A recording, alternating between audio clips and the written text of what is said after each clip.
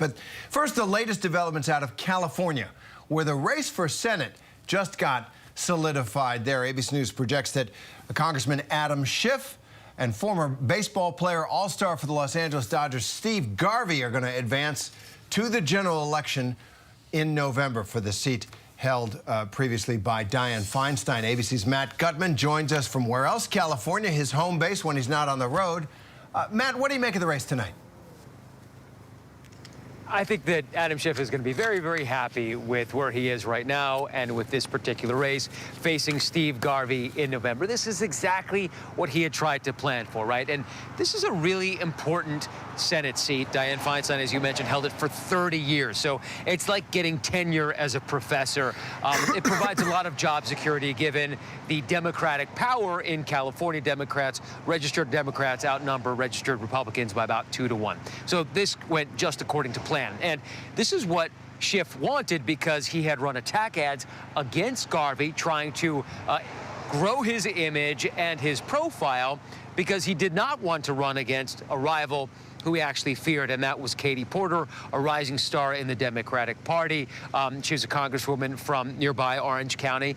She flipped a seat there that had been red to blue in 2018 and is known for her whiteboard and lacerating questions to people testifying before Congress. And Schiff did not want to go up against her in the so-called jungle primaries in November. So in California, it's the top 2 candidates, regardless of party, that get to run and proceed to the general election. So this is exactly what Schiff wanted by spending so many millions of dollars in attack ads against Steve Garvey. Steve Garvey. So absolutely, that's pretty crafty. I guess, yeah, all is fair in love and politics, as the saying goes. So let's talk about this matchup now. So this is the one, as you just pointed out, Adam Schiff wanted this. You know, he kind of helped make it happen with his ads, perhaps a little cynical, but it worked.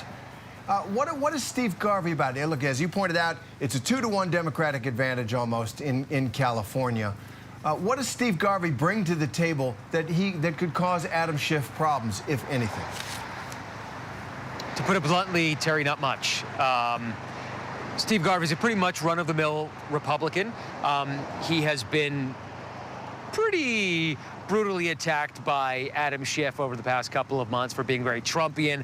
Unclear if that is really his political background, unclear what his major platforms are going to be, and it's extremely unlikely at this point that Steve Garvey has a chance to win in November, which is why he was essentially selected in many ways by Adam Schiff to run against him. That was the candidate that Adam Schiff wanted to run against.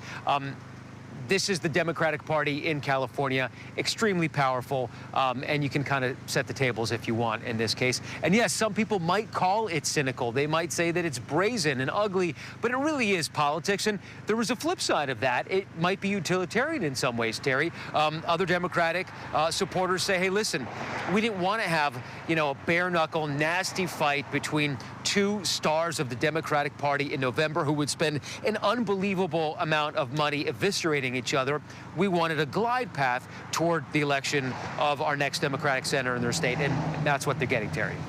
Yeah, not sure Katie Porter's ready to embrace that, but